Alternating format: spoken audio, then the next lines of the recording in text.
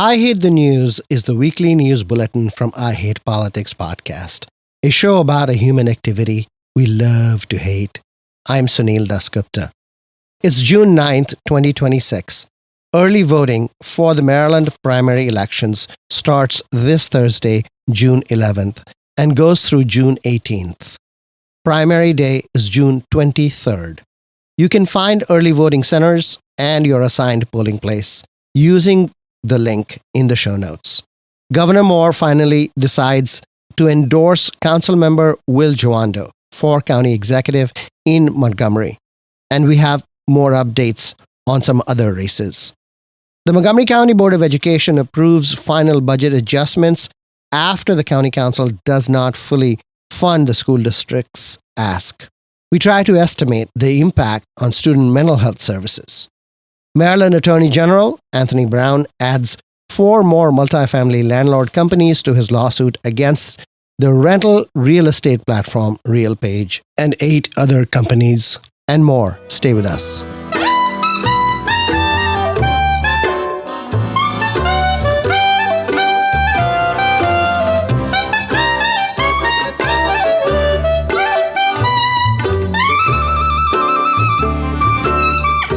I Hate Politics is a podcast about our neighborhoods, workplaces, schools and streets, and our local governments as they function in diverse and democratic societies. This means our politics are messy, dirty, sometimes corrupt, with often self-serving politicians. But no matter how much we may hate politics, we are never exempt from it, even when we refuse to participate. In fact, the purpose of politics is to keep society functioning precisely when we don't agree with each other, like now. Music for this episode comes from Baltimore-based musician Seth Keibel's newest album, Clarinet Without a Net. Marcel Penzies on trombone, Simone Barron on accordion, Tara Linhart on mandolin, Elliot Seppa double bass, Haroon Alam tabla, and Seth Keibel himself on the clarinet. Jeff Gruber at Blue House Productions in Silver Spring recorded, mixed, and mastered the album.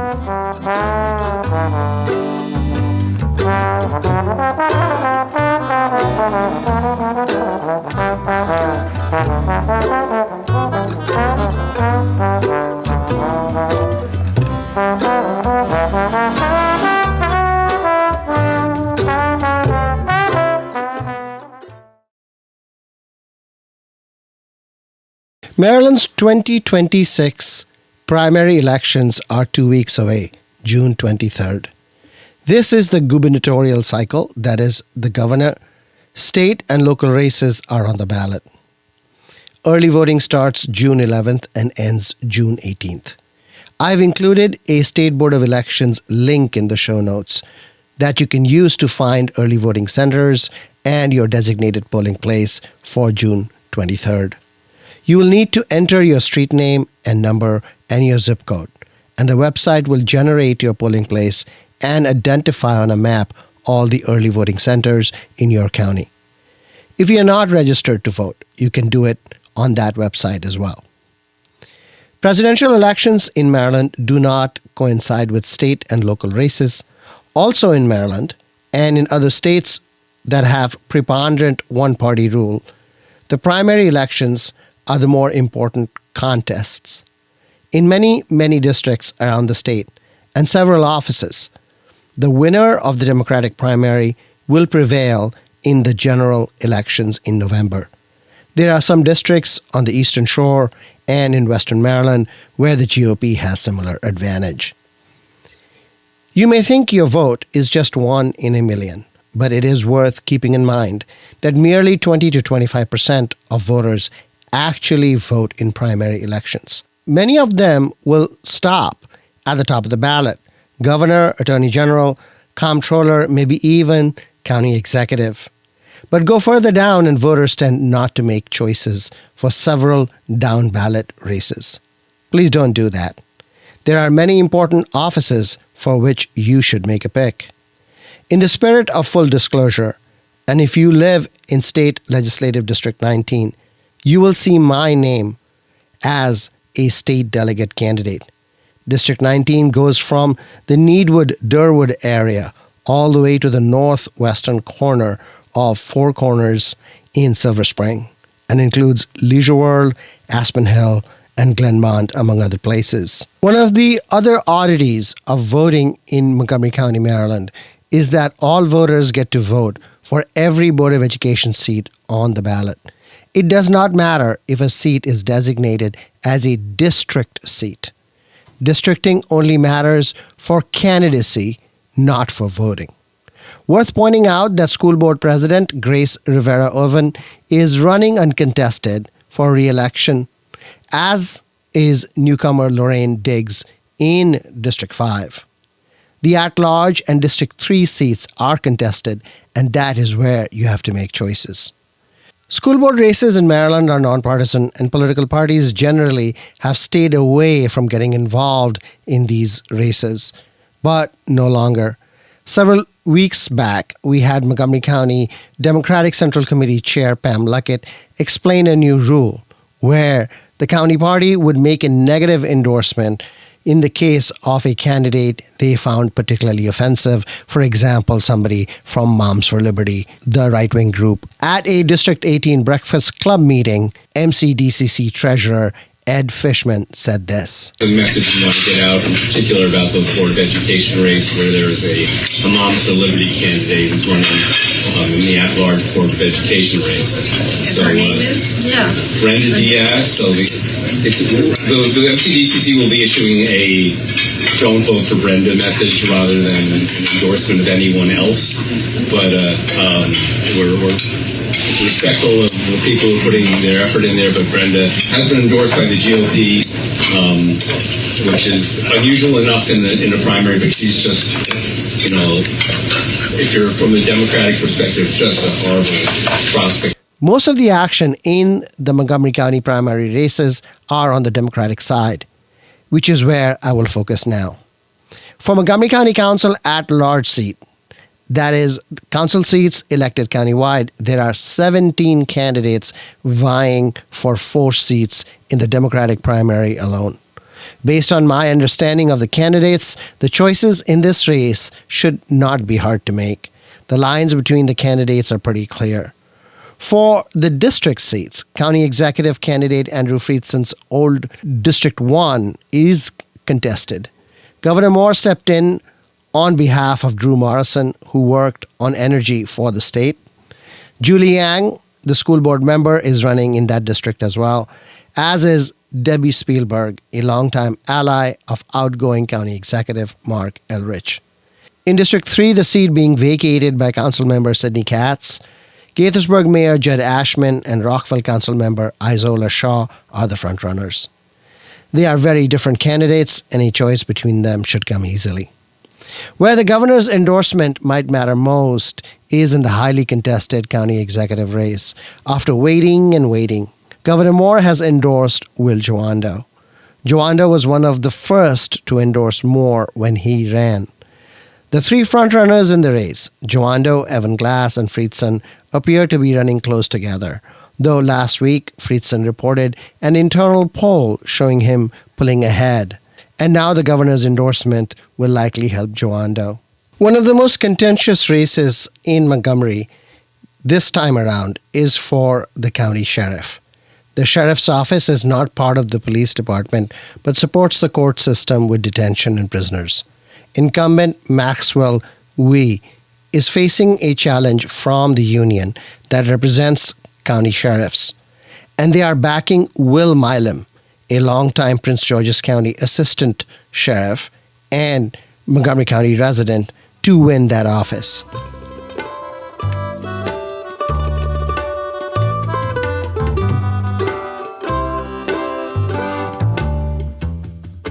The Montgomery County Board of Education voted on adjustments to the budget last week. Here is MCPS Chief Financial Officer Yvonne Alfonso Windsor explaining the final changes. There's a reduction of 12 secondary literacy specialists. Those would be new positions for FY27. Those have been reduced. There's a reduction of the security assistants that were new for FY27 as well, 12 28 positions, part of our staffing standards moving forward.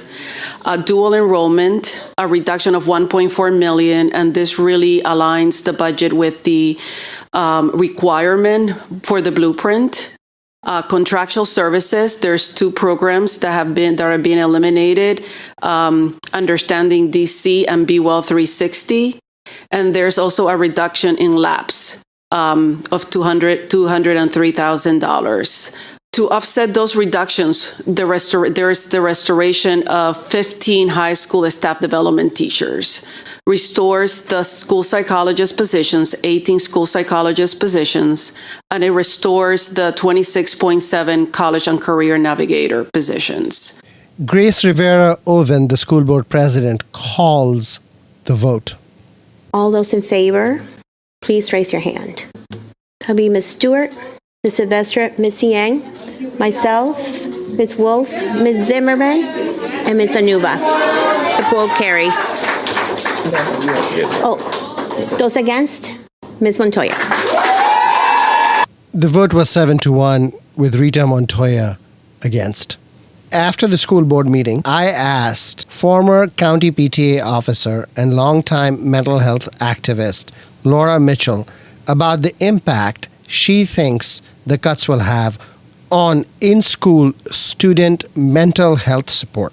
68% of the cuts are proposed to hit mental health services, and those are impacting special needs students and our farm students, the students with the most needs. Now we have these buckets, contractual services and bus lease for $5.2 million.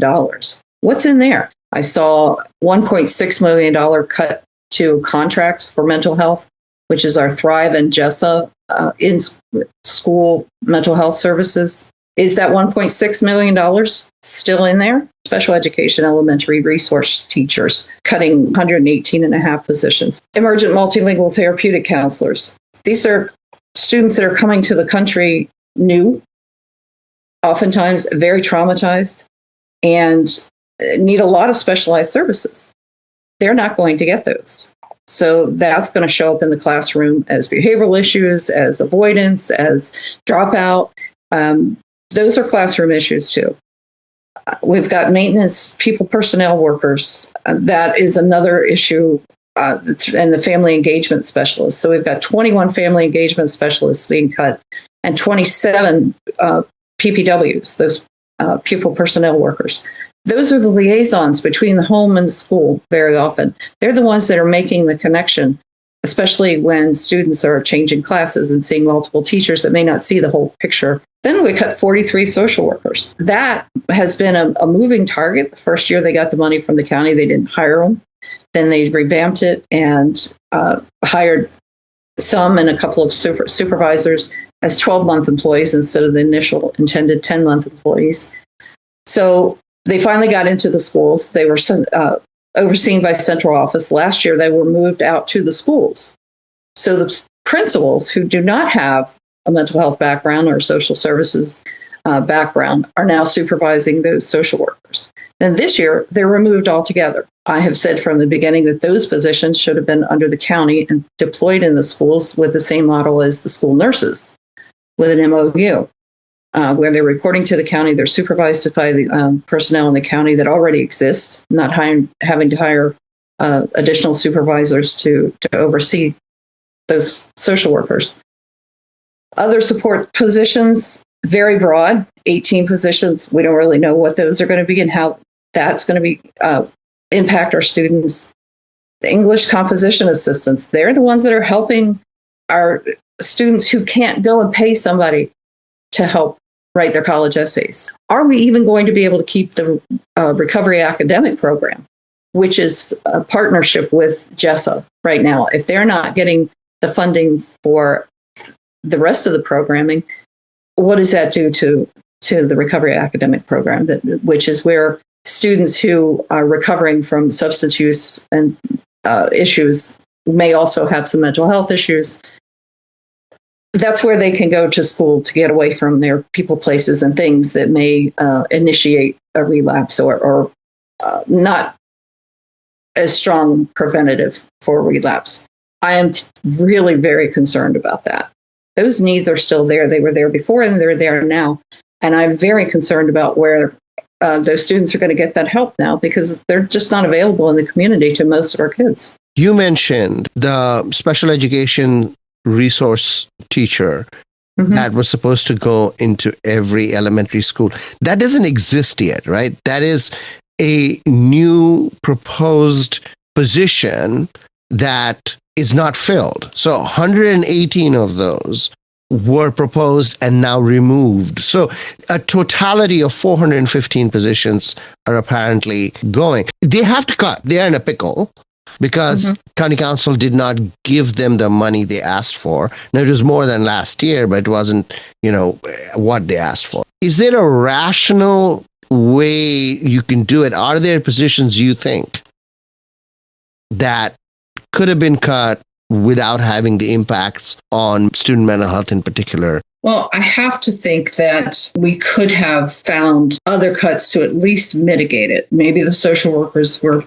as is often done with nurses and other positions, PPWs even, serve multiple schools and spread them out a little bit and taken some reduction there. That would have been a possibility, but this annihilates the effort that we have, the improvements that we have made in mental health services, school-based mental health services. When you say school-based mental health services, is this primarily about the 43 social workers? Because the school psychologists are not being let go. They have been restored. They can continue. Now, they are obviously overstretched and all of that. So it's not that all student mental health from schools is gone. It's just that the 43 social workers are gone. Is that correct? No, it's not just that the 43 social workers are gone. Those emergent multilingual learner therapeutic counselors, those are gone. The social workers, they still are losing 2 supervisory positions that help coordinate that work.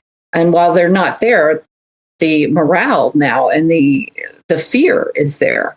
And so that has an impact on, are they going to be looking for other positions because they see the writing on the wall? We're being told that next year is going to be even worse. But they don't really get to do the mental health services. They're doing the IEPs and the 504s, the evaluations, and all of those things. So that was very concerning from a special education standpoint. My oldest grandchild utilized those services, and they were already inadequate, in my opinion. I understand that there have to be cuts. I understand, having done this work before and served in an elected position, that there are tough choices to be made. But when that list came out that had both psychologists and social workers, and then the EML therapeutic counselors, and that $1.6 million contract for mental health specifically, which we don't even see on this list now, but I'm confident is in that contractual services line. I don't know what else is being cut. I don't know what's left, but there's not much left because we didn't have much to start with. So where would you cut?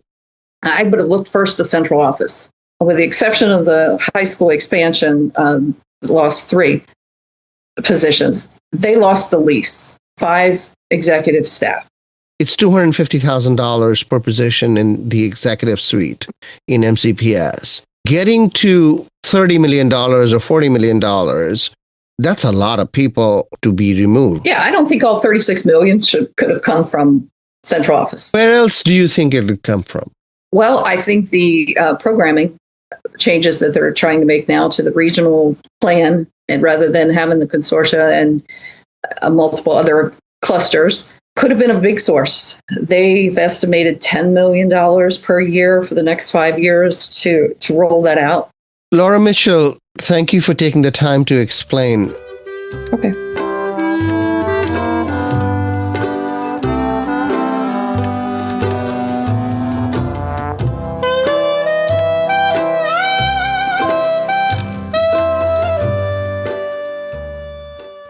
RealPage is a technology firm that runs a digital platform used by apartment building owners.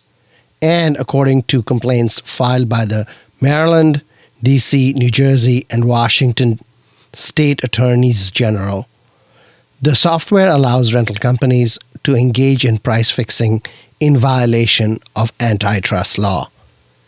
We reported this back in 2023, first when DC Attorney General Brian Schwab filed his lawsuit, and then again in 2025 when Maryland filed a lawsuit. At that time, Maryland Attorney General Anthony Brown had filed a complaint against RealPage and 8 of the largest residential landlord companies in the state and in the DC region, including big names like Bazzuto, Greystar, Avalon Bay Communities, and Highmark Residential. The original complaint said that landlords illegally collaborated, shared sensitive company data, and gave rent-setting authority to RealPage in order to raise rents. RealPage policed and enforced adherence to the prices generated by its software, and participating landlords recruited additional landlords into the scheme, providing written and oral testimonials touting the benefits of using RealPage's technology to inflate rent prices and increase revenues. In 2025, DC Attorney General Brian Schwab reached a settlement with W.C. Smith, the apartment building landlord company that owns 9,000 units in the nation's capital.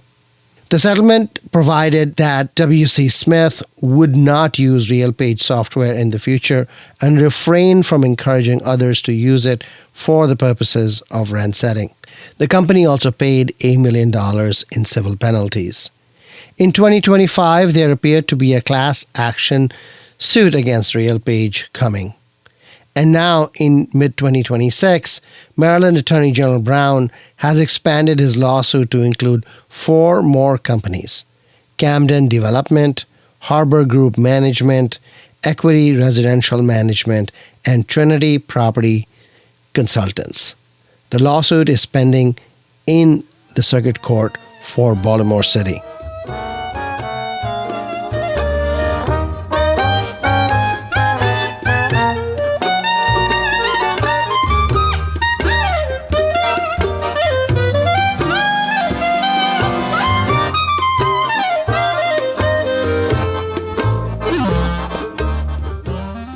That's all for this episode of I Hate Politics, where we aim to stem the decline in local news by working with community voices. Don't forget to tune in to our Tuesday morning news analysis. I Hate Politics is produced by me, Sunil Dasgupta. Music for this episode comes from Baltimore-based musician Seth Keibel's newest album, Clarinet Without a Net. Marcel Penzies on trombone, Simone Barron on accordion, Tara Linhart on mandolin, Elliot Seppa double bass, Haroon Alam tabla, and Seth Keibel himself on the clarinet. Jeff Gruber at Blue House Productions in Silver Spring recorded, mixed, and mastered the album. If you want to share your music on the show or know someone else who might want to, please email producer@ihbpod.org. I hope you'll subscribe and share the podcast as we bring you stories about politics close to you and to your home. See you next time.